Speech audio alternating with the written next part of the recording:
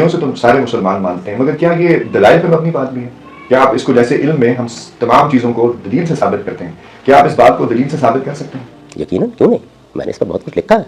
मेरी किताब मीज़ान में ये बताया गया है कि मैं मोहम्मद रसूलुल्लाह सल्लल्लाहु अलैहि वसल्लम को अल्लाह का नबी क्यों मानता हूँ, रसूलुल्लाह क्यों मानता हूँ, उनके जो मुकद्दमात हैं उनके क्या दलाइल हैं, वो जो इल्म लेके आए हैं उनके क्या दलाइल खुद उन्होंने पेश फरमाए हैं, यानी कुरान मजीद में पेश फरमाए हैं या किसी मौके पर खुद कोई तौज़ीह की है, उनकी बड़ी तफसीली वजाहत मैंने कर दी है। तो दीन के माखज़ के लिहाज से वो क्या बात है जो मैंने नई कह दी है, यही बात है जिसके ऊपर सारी इंसानियत खड़ी है कि दीन में कोई बात या तो मेरे इल्म व अक़ल से सादिर होगी, फिर मुझे बताना पड़ेगा कि मैं क्या कह रहा हूँ, या खुदा का पैगम्बर बताएगा आगे।